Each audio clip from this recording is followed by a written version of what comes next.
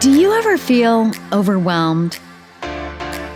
Not by anything in particular, but just life. The journey of life can be daunting between working to pay the bills, growing your relationships to keep your family afloat.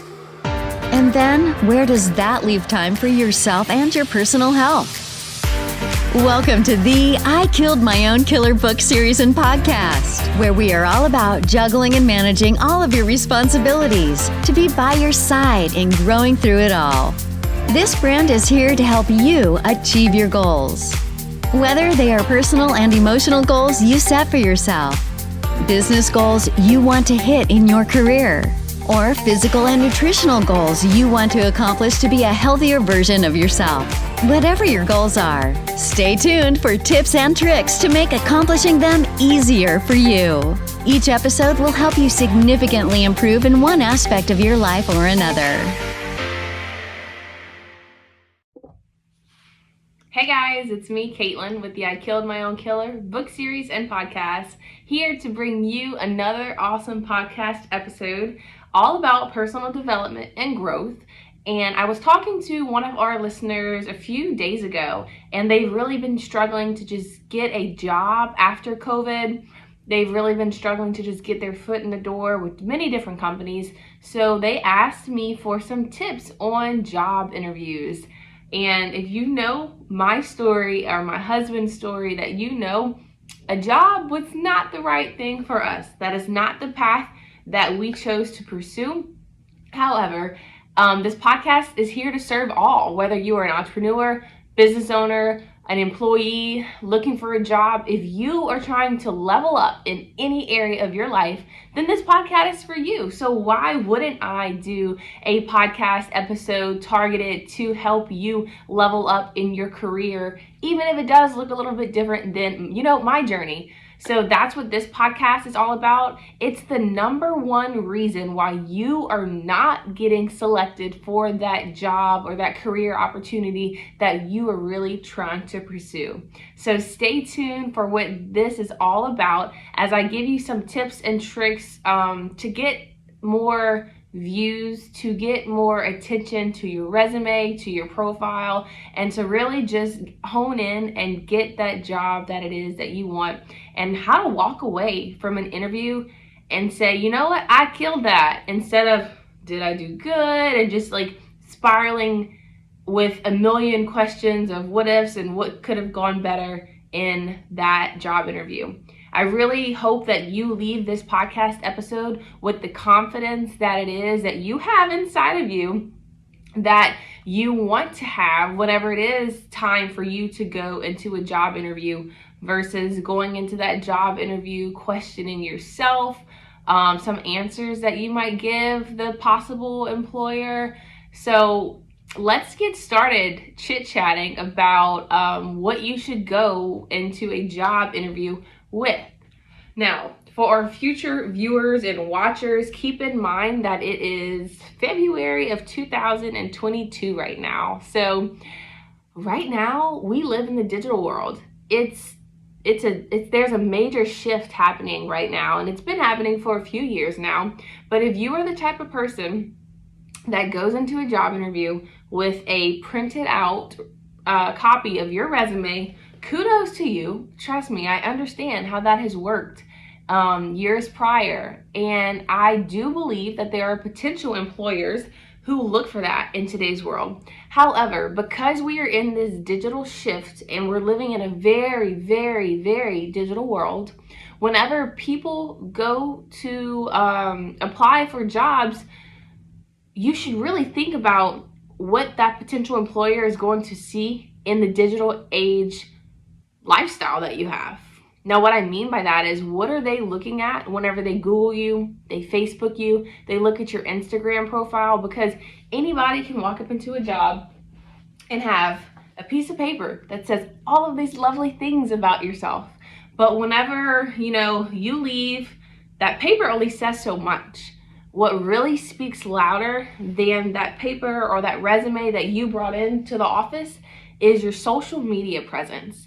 This could be the number one reason why you are not getting that job that you want, or I'm not even going to say your qualifications, because your resume has all of your qualifications on there. But if your resume looks different than your social media profile, I'm pretty sure you're already disqualified for the job, because that shows an employer that you don't tell the truth or you're not an honest person, which is a huge quality that employers look for in their potential employees. You want somebody to be honest. You want somebody to be reliable and trustworthy. So if your resume is not lining up with your social media profile, then that is a huge problem. So throw that applicant already, just out of the window, because you can tell already from the get-go that this is not an honest person. So how can you dive a little bit deeper into that and figure out or ask yourself, does my resume line up with my social media profile? You can start off by saying, number one, do you have a social media presence? Are you on Facebook, Instagram, Twitter, LinkedIn, where a professional employer can go and find you? Now, LinkedIn is basically your online resume. So you definitely want that to back up what your actual resume says, and have a copy of your resume on your LinkedIn profile so people can go there to figure out who you are whenever it comes to the business world and what you're all about. Now, if an employer really wants to dig a little bit deeper, which a lot of them do, they'll go from your LinkedIn to your other social media profiles, because your LinkedIn is your business professional social media. It's where you have your lovely headshot and all those great things that qualify you for whatever job it is that you want. But your Facebook, your Instagram, that's where it gets real. That's where we really figure out who you are, not only as an employee or a businesswoman or businessman, but really as a person. And a lot of employers really want your social media to at least look decent, because if your social media doesn't look decent, then why would they spend any time thinking about hiring you? Especially if it's for a high-end position. My husband and I did a lot of interviews and a lot of hiring this past year. And before I even picked up the phone to call somebody that applied for one of our positions, I would go and look at their social media profile, because their social media page told me a lot about who they were as a person before I even picked up the phone to speak to them. And sometimes I would pick up the phone, speak to them, and it sounded great. But the minute I looked at their profile and I was looking at what they were doing this past night or the past weekend, I did not move forward with a second interview, because I got everything that I needed to know just from that lovely Facebook profile that they showed me. So I'll give you an example. I did a lot of phone calls for one of our businesses, which had drivers, and I did a lot of phone calls for one of our businesses, which had cleaners. So if I were to call somebody and they aced all the questions on the phone interview, and they say that they are a phenomenal cleaner, they're reliable, and they'll show up to the customer's house on time, they can pass a background check or a drug screening, but then I go to their social media page and they have pictures of them smoking with their friends, or pictures of them going out the night before, or not even just pictures of them going out the night before, but maybe their status update had a lot of vulgar language. Do I really trust that person to go into somebody's home and clean their house for them? Do I really want them to show up as a representation of our company, and knowing the language they use online, that could easily carry over to the language that they would use whenever they're in person meeting with one of our clients to clean their home. So if I were to find any vulgar language or explicit pictures or videos on their social media page, I would just disqualify them right there, because I didn't want that kind of culture in the company that I was creating. So you really have to think about your resume and your social media profile from an employer or at a company standpoint, and say, would this company want me to be a part of their community based off of what I'm showing online? And if you don't have an online presence, or maybe you just don't post a lot, or you don't have a lot of pictures and videos, maybe try starting to add some pictures and videos.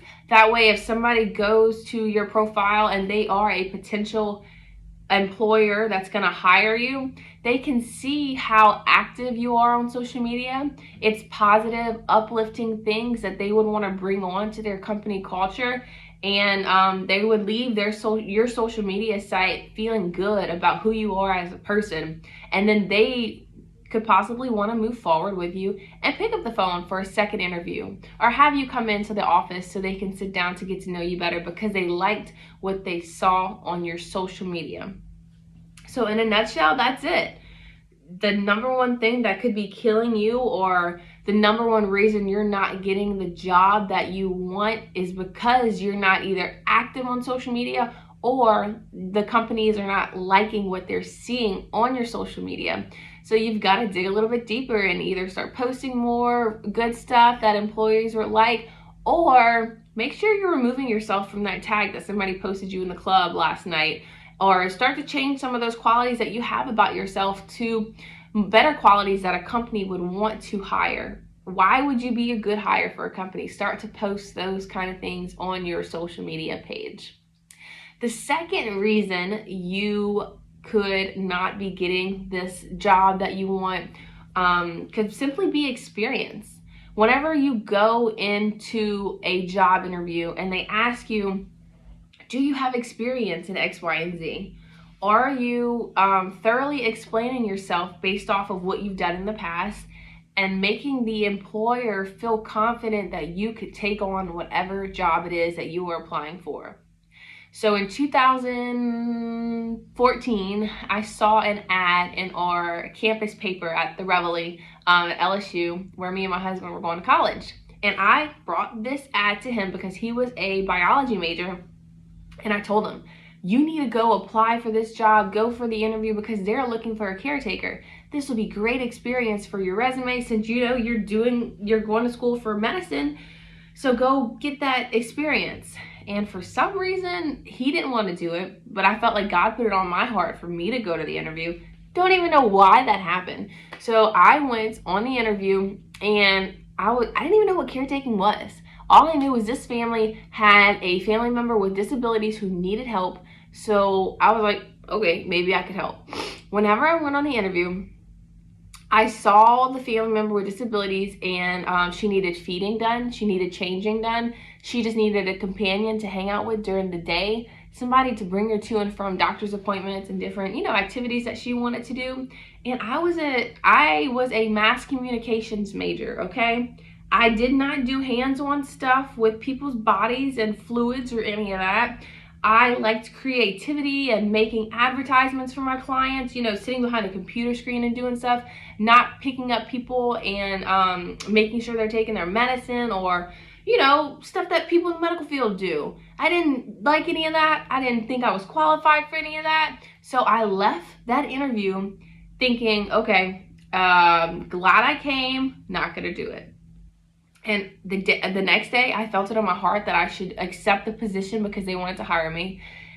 And during the interview, I just explained who I was as a person. Even though none of my credentials matched up to what they wanted somebody that was in school for medicine. They wanted somebody that wanted this experience for their resume, but I was totally unqualified for that position. But they liked who I was as a person based off what I said in the interview and the different traits that I could bring to the table. So every time they ask me, do you have experience, as a CNA or caretaking for anybody? My answer was no, but I love to help people, because that was genuine. That was true. I love helping people, but I never did anything like that.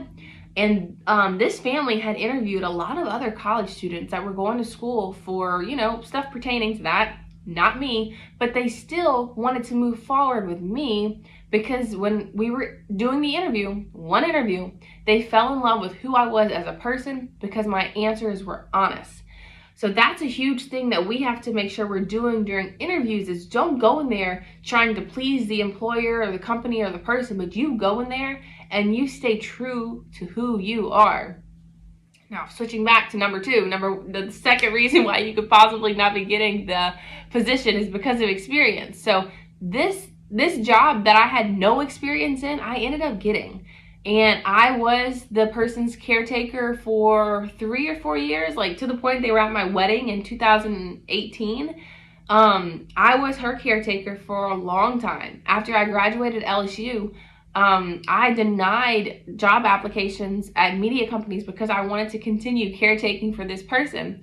And I loved it. That was one family that I helped. And whenever I moved to a different city, I ended up caretaking for another person. And then when I moved to an even larger city, I was bored. I mean, I was writing and, fulfilling other entrepreneurial things that I wanted to do, but I just had such a burning desire to help people when it came to caretaking because of what I'd done previously that I sought out another guy to caretake for, and he hired me and paid me a lot of money based off of my experience.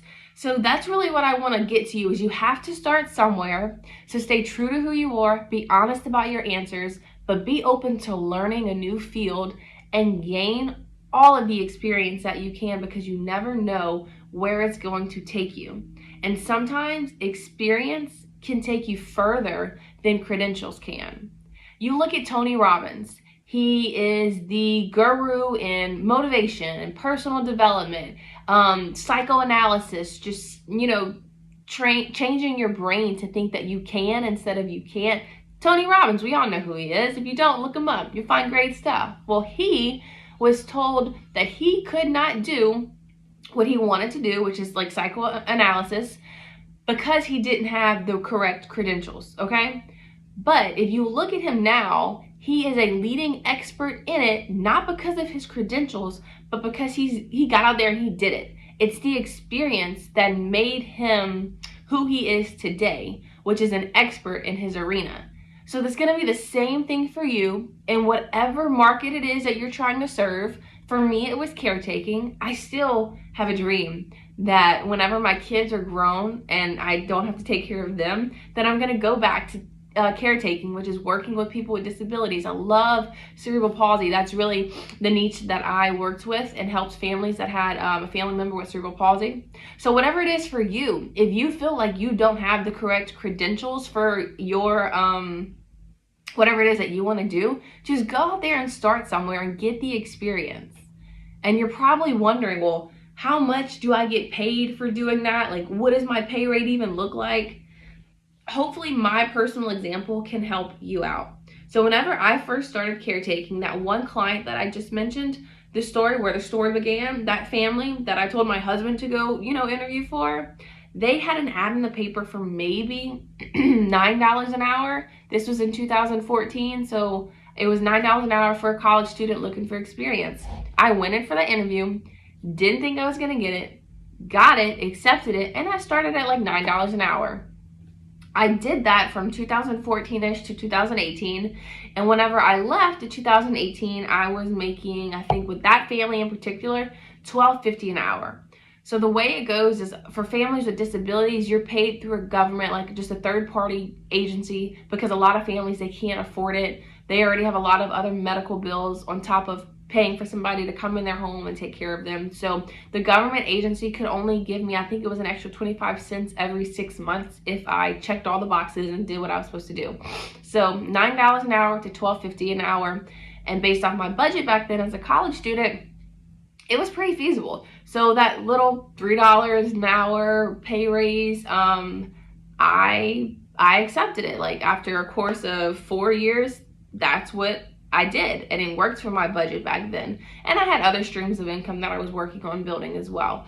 So for whatever it is for you, if you're starting at ground zero with no experience at all, go in and accept whatever it is that they want to give you because you have the experience, you're working for the experience, okay? So my second client that I got that had cerebral palsy, I believe I asked them for $15 an hour because the previous family that I had left in 2018, they stopped my pay at about $12.50 an hour. So the next family, I want to say either $13 or $15 an hour I had asked for. And they approved. So I got a pay raise based off of my experience that matched it. So that family was comfortable paying me that. And after I had that client, I had another client. And whenever I went to that client, that was my highest paying client. So I was happy because I I went into that interview and I talked about the first client I had, the second client I had, how much impact I made on all of those families, the work experience that I had gained from it. However, this third client asked if I had ever done a catheter. Is that even how you pronounce it? The insert that you put in your private part to pee or for somebody. And I have no medical experience. So whenever they asked if I had ever done that before, I told them no. But I did say what I said in the first interview. I'm open to learning new things. If you trust me with whatever it is that you need me to do, I promise I will try my best. And I genuinely meant that. So the catheter story is a whole nother story tangent that we can go on. But needless to say, I got that job with like 20-ish an hour pay raise because I told them all of the things I've done in the past, on all of the new tasks they needed me to do. I was open to learning, and I did it. So that was my caretaking journey from no experience at all to having plenty of clients under my belt, and the pay raise starting at $9 an hour to close to 20-ish an hour where I ended. I can't remember if it was $18.50 or $20. I keep wanting to say 20 because they threw in some bonuses too, so we might as well include that. But I say all of that to say, whatever it is, for you, you have to go in there and get that experience, and don't be afraid to ask for more. If you have 5 to 10 years of experience in whatever it is that, you're qualified to do and they're asking for, you better ask for that pay raise or ask for a little bit more to make sure your pay matches up with the experience that you have under your belt. Because, like I said, experience is so much better than credentials. And I say that as an employer too, because I would rather hire somebody who has years of experience doing what I need them to do versus a sheet of paper that says they are certified to do it. Because if you are certified to do it and you don't have any experience doing it, I'm going to be a little bit hesitant to hire you, because you're kind of using me as a guinea pig. Like, I'm test subject number 1 as an employer who needs to hire you when you have no experience. So I just kind of got to figure this out with you and correct you along the way. Whereas if you've already got the experience, you're coming in there knowing what to do, when to do it, how to do it, and I can watch you do it, versus being in the trenches, making sure you're doing it correctly. So that's really why experience is so much better than credentials. Well, the third reason that I want to share with you why you are not getting that job or leveling up in your career like you really want to is the follow-up. Follow-up is so important. And what I mean by that is, a lot of us, we like to go on LinkedIn and just apply for all these jobs or other, job posting sites, and we just apply for all these jobs because we've got experience doing this and that and that. We've done this before. So you just do it, apply for jobs blast, where you apply for 10 plus jobs at a time. They all get your resume, and you just wait for them to contact you back. And whenever they do contact you back, they're like, hey, this is Caitlin with Marker Board LLC. I'm here to call Stephanie because you applied for a job. And then you're talking to Marker Board LLC like, I applied for you? Let me think. I applied for a lot of jobs. So what you're doing in that situation is you are making the employer feel so unimportant, because you're letting them know, yeah, I applied for you, but I also applied for 10 other people. So how would you like it if you were dating somebody and then called them and they were like, oh, who is this? Oh, I got your number, but I also got like a whole bunch of other people's number. That would make you feel so little. Like, you would start to immediately compare yourself to the other people and just feel less than or not worthy. So that's what happens when employers call somebody and that particular participant has already applied for all these other jobs. They vocally shared it with you. It just shows that they are not taking the position that you have available as an employer serious. So why should you give them the time of day to move forward? So knowing all of that, try not to go on an employer or hiring blast and just apply for all these jobs, but really focus on what positions do you want and what company, like pick 5 companies that you really want to work for and follow up with these 5 companies. Follow up through an email, follow up through a phone call, follow up through an old handwritten letter, like whatever it is that you have to do to make yourself stand out. I've messaged companies before on social media just to reach out to them. So You really have to be relentless in your follow-up if it really is a position that you want at their company, and do everything that you can to make them feel important and to make them notice you. One of our companies previously, we had to send mail with, and we wanted one of our applicants to feel, just to get it and to see it, and for it to stand out amongst a crowd of other junk mail that they're constantly getting. So we took the piece of paper, wrote the letter, crumpled it up, then opened it again, stuck it in an envelope, and sent the envelope off. So because we crumpled it up like this, it was a fat piece of mail versus a thin one, okay? So when that person got our mail, they noticed it more than all the other junk mail that they had gotten in their mailbox, and they opened up our piece of mail because it stood out to them. So you have to think about the situation that you're in right now, and how can you stand out from all the other people that are applying for this position in this job, and make that employer and make that company want to move forward with you in their hiring process. So those are my 3 tips for you on how to solidify that position that it is that you really want. Number 1, clean up your social media presence or get active on it. Number 2, experience is so much better than credentials. So go out there, gain that experience. Robert Kiyosaki says working for free is what you got to do sometimes, whether it's for testimonials or experience. So go out there and get that experience. Accept whatever pay it is. If it works for your budget, get the experience. Number 3, what was number 3? Number 3 was to stand out amongst the competition and really pursue the follow-up. Number 3 was to follow up.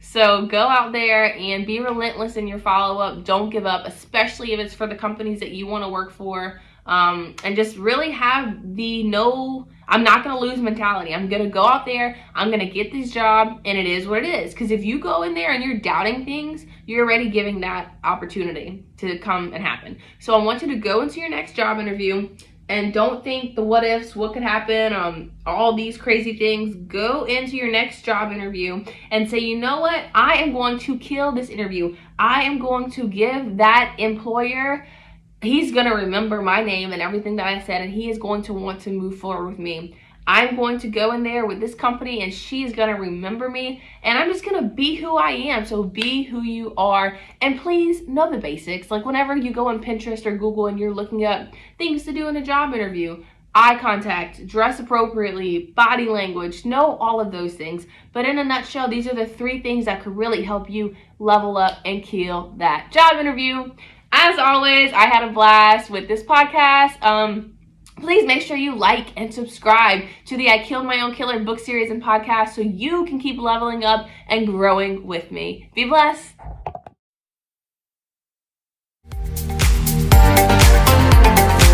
Wow, how about that episode?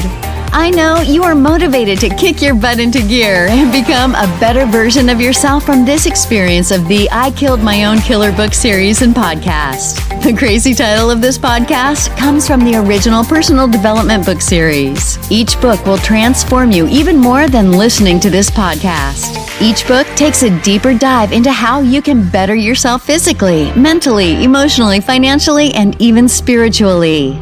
Continue your journey of personal growth by being a part of the amazing personal growth book series that is written in a fun fiction way with in-depth journals concluding each chapter. What are you waiting for?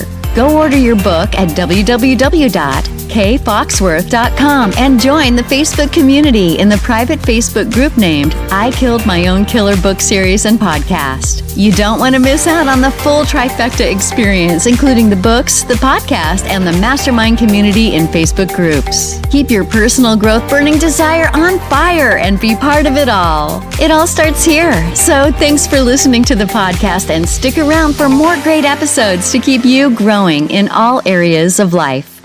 You are killing it.